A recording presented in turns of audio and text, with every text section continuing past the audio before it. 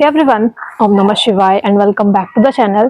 आई hope कि आप सभी ठीक होंगे और अपना भी ध्यान रख रहे होंगे और आप सभी की तैयारी भी एकदम अच्छे से चल रही होगी। तो आज है 3 जनवरी और 2026 का ये फर्स्ट मॉक टेस्ट है, यूपीएसआई का मॉक टेस्ट। और उम्मीद करती हूँ कि आप सभी ने भी ये वाला मॉक टेस्ट लगा लिया होगा। टेस्ट बुक का अल्टीमेट वीकली जो मेगा मॉक टेस्ट आता है सैटरडे वाला, ये वो था। और मैं आप सभी को बता दूं, एक तो आजकल ये हो रहा है कि टेस्ट बुक का जो ये मॉक टेस्ट आता है, मतलब बहुत ज्यादा सर्च करो मिलता ही नहीं है ये, मतलब पता नहीं कहाँ गायब हो जाता है। एक तो इन्होंने ना मिनी मॉक टेस्ट बहुत सारे बना रखे हैं, कोई मैथ का आ रहा होता है, कोई हिंदी का आ रहा होता है। इसको बहुत सर्च करने के बाद मुझे लास्ट में तो मिला। जब अगर मतलब अभी कभी आपके साथ भी ऐसा हो कि आप मॉक टेस्ट को ये देख रहे हो ना मिल रहा हो, तो आप एक काम क्या करो, अपने पूरे ऐप को बंद करो, दोबारा रिफ्रेश करके उसको चलाओ या फिर उसको अपडेट करो, तब जाकर आप सर्च करना, फिर आ जाएगा। क्योंकि 9 बजे के बाद ये मॉक टेस्ट ओपन हो जाता है, ultimate mega mock test Saturday में। चाहे आप किसी भी एग्जाम की तैयारी करो, सभी मॉक टेस्ट आ चुके होते हैं। तो थोड़ा सा रिफ्रेश करके ढूंढना करो, फिर मिल जाता है वो क्वेश्चन, मतलब वो वाला जो मॉक टेस्ट रहता है। तो आज इसी वाले मॉक टेस्ट का एनालिसिस करेंगे और देखेंगे कि इसमें क्या क्या स्कोर रहा, क्या क्या चीजें रही। सबसे पहले ना इसमें लेकर चलते हैं हिंदी वाले पार्ट से। तो सबसे पहले मैंने हिंदी ही की थी और हिंदी ठीक लग रही थी मुझे, लेकिन कुछ क्वेश्चन ऐसे भी गलत हुए जो नहीं होने चाहिए थे। बहुत ही आसान सा क्वेश्चन था, अगर आप सभी को याद हो तो, जिसमें एक तदुपरांत दिया हुआ था और एक था चरमोत्कर्ष। तो मैंने उसमें पता क्या लगाया, मैंने उसमें चरमोत्कर्ष लगाया था। मैंने वो ऊपर वाला रै बना दिया था, रै का जो रेफ रूप होता है, जो आधा होता है, वो वाला रै मैंने उसमें लगाया था। जब मैंने बाद में इसका एनालिसिस किया और देखा कि इसमें बड़ा पूरा रै आना चाहिए था, वो वाला क्वेश्चन मेरा गलत हुआ था, जबकि बहुत आसान सा था।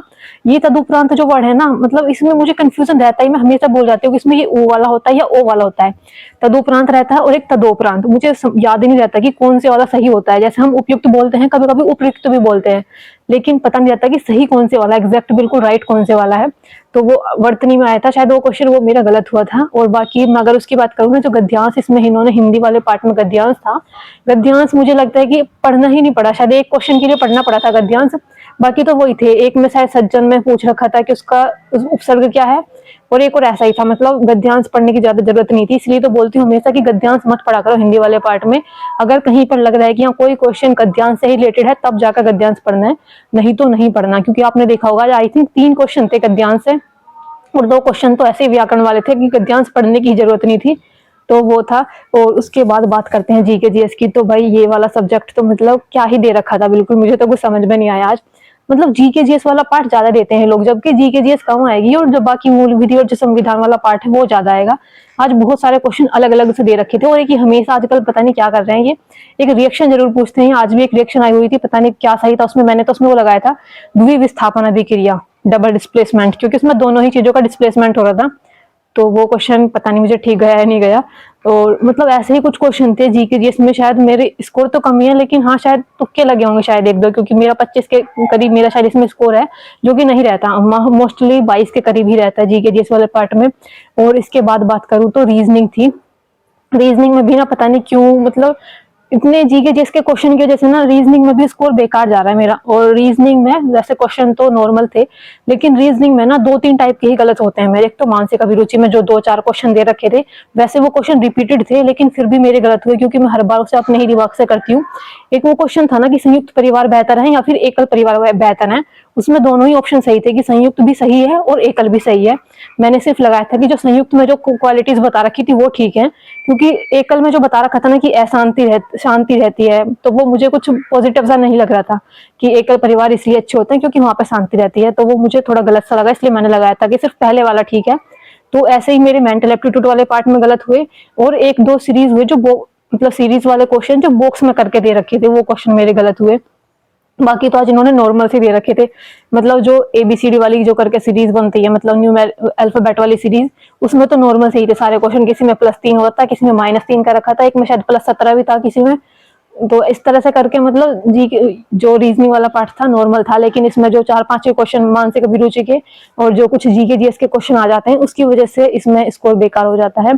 फिर बात करते हैं लास्ट में जो पार्ट था, वो था मैथ वाला पार्ट। और मैथ को अगर मैं बताऊं तो ठीक था मैथ, मतलब जैसा ये ultimate mega mock test starting में इन्होंने शुरू किया था ना बनाना, कि हर मतलब हर एक इंसान के मतलब 330-340 तक भी आ रहे थे काफी लोगों के नंबर।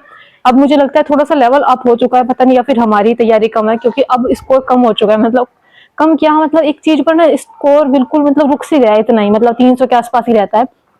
जबकि पहले तो ऐसा था कि सही भी आ जाता था, जैसे 325 आ गया, कभी 330 आ गया। लेकिन शायद अब या तो स्कोर मतलब मॉक टेस्ट का लेवल इन्होंने अब किया, या फिर हमारी तैयारी में कुछ कमी है। तो मतलब मैथ वाला जो पार्ट था, कुल मिलाकर कुछ क्वेश्चन गलत हुए जो नहीं होने चाहिए थे, कुछ तो मैंने ऐसे ही जल्दबाजी में गलत कर दिया लगाने की वजह से। हाँ, टाइम थोड़ा बहुत कोशिश तो रहती है कि बचा पाऊँ, कि एटलीस्ट शायद मैंने 15 मिनट शायद बचाए भी होंगे, तो ऐसा था। बाकी चलो अभी देखते हैं 4-5 क्वेश्चन, उसके बाद बात करेंगे कि क्या स्कोर रहा। तो मैंने क्वेश्चन रखे थे कुछ।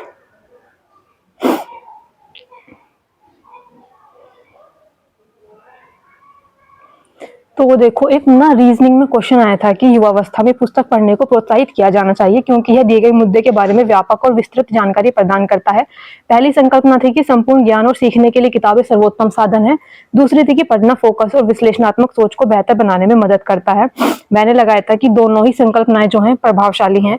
इन्होंने माना है कि केवल पहले वाली ठीक है, जबकि पहले वाली तो थोड़ी सी मुझे निगेटिव इसलिए लग रही थी क्योंकि इसमें लिखा हुआ था सर्वोत्तम साधन है, सीखने के लिए सर्वोत्तम साधन है। सीखने के सर्वोत्तम साधनों में से एक हो सकता है, लेकिन बिल्कुल किसी चीज को यही बोल देना कि सर्वोत्तम साधन है, तो ये मुझे कहीं ना कहीं एक निगेटिव पॉइंट लग रहा था। जैसे बोला जाता है ना कि सिर्फ एकमात्र यही उपाय है, तो ऐसे करके शायद ये वाला मुझे लग रहा था कि इसको ना लगाऊं, लेकिन फिर भी मैंने लगाया था कि एक बार रिस्क लेकर देखते हैं। और मैंने लगाया था कि दोनों ठीक है, क्योंकि पहले वाला तो बिल्कुल नहीं लग रहा था, पर साथ में दोनों लगाकर। और ये क्वेश्चन मेरा गलत हुआ, इन्होंने पहले वाले को ठीक माना है जबकि दूसरे वाले को गलत माना है। ये क्वेश्चन गलत था। और ना एक मैथ में सवाल था कि ताजे फलों में 72% पानी है और सूखे फलों में 20% पानी है, तो 100 किलोग्राम ताजे फलों से कितना सूखा फल प्राप्त किया जा सकता है।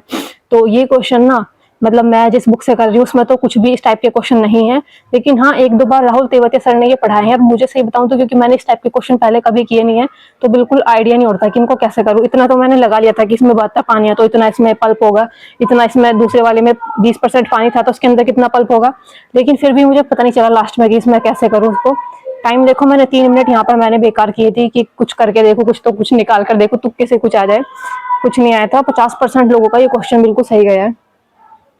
और एक रीजनिंग में ना एक क्वेश्चन था कि सूर्य, चंद्रमा और पृथ्वी, ये 3 चीजें दे रखी है, और पता नहीं मेरा दिमाग कहाँ ही गया। मैंने देखो फोर्थ वाला ऑप्शन मैंने चूज कर रखा है, मतलब मैंने सूर्य और चंद्रमा को पृथ्वी पर बना रखा है। मतलब ब्रह्मांड होता तो एक बार चल जाता शायद, कि ब्रह्मांड के अंदर सूर्य भी आता है और चंद्रमा भी आता है, लेकिन दोनों अलग अलग पार्ट है, मतलब एक ही चीज नहीं है दोनों। मैंने इसमें फोर्थ वाला लगा दिया, पता नहीं इतनी जल्दबाजी रहती है कभी कभी, मतलब बिल्कुल ध्यान सा ही नहीं गया। मतलब मैंने लगाया कि पृथ्वी से रिलेटेड, हाँ पृथ्वी, सूर्य, चंद्रमा, जबकि तीनों का ये जो डायग्राम है अलग अलग बनेगा। ये क्वेश्चन मेरा गलत था। चलो अभी बात करते हैं स्कोर की।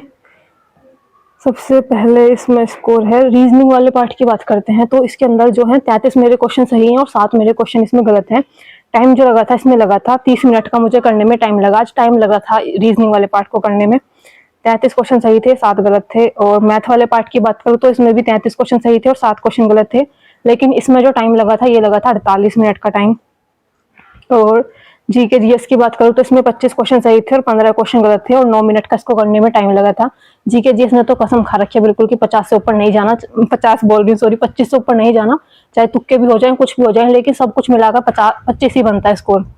मतलब 25 या फिर 25 से कम, इससे ऊपर कभी नहीं बना। मतलब कभी क्या, रिसेंटली मुझे लगता है 1-2 मंथ में तो बिल्कुल नहीं बना 25 से ऊपर, तो इसमें तो बहुत ही बुरा हाल है। इसके बाद हिंदी की बात करूँ तो हिंदी में खैर, हिंदी में अच्छा स्कोर आया। हिंदी में 37 क्वेश्चन मेरे सही थे और 3 क्वेश्चन मेरे गलत थे, और टाइम जो लगा था इसमें 10 मिनट का इसको करने में टाइम लगा था। अब देखते हैं कि ओवरऑल कितना स्कोर रहा था। तो इसमें जो रहा था ये था 320 स्कोर रहा था 400 में से, और रैंक जो थी 421 थी 7220 में से। परसेंटाइल 94 थी और एक्यूरेसी 80% थी। क्वेश्चन पूरे अटेम्प्ट किए थे 128 सही थे और 32 क्वेश्चन गलत थे। तो ये रहा था इसमें कुछ स्कोर, यानी कि 128 क्वेश्चन सही थे और 32 क्वेश्चन गलत थे। और मुझे लगता है अगर आप काफी सारे लोग, जितने भी लोग कंसिस्टेंट हो, अगर आप देख रहे हो मेरे लास्ट 3-4 मॉक टेस्ट में, अल्टीमेट मेगा मॉक टेस्ट में यही स्कोर है, 315 से 320 के बीच में, ना तो मतलब इससे ज्यादा है ना कम है, इसी के बीच में स्कोर बन रहा है। तो मुझे लेकिन हाँ, परसेंटाइल में चेंजेस हैं, ऐसा नहीं है, स्कोर तो मतलब यही है, लेकिन परसेंटाइल में चेंज है। पिछली बार शायद 81 या शायद 82 थी, मुझे एग्जैक्ट तो मुझे याद नहीं। इस बार 94 परसेंटाइल है। और आज वाला मॉक टेस्ट थोड़ा सा लग रहा था पिछले वाले मॉक टेस्ट से डिफिकल्ट, टाइम भी लग रहा था रीजनिंग के क्वेश्चन को करने में। तो मेरा स्कोर यही रहा। आप सभी बता देना कि आप सभी का क्या स्कोर है, सब्जेक्ट वाइज बता दिया करो प्लीज। तो बाकी मिलते हैं नेक्स्ट वीडियो में, तब तक के लिए bye bye, take care and Radhe Radhe.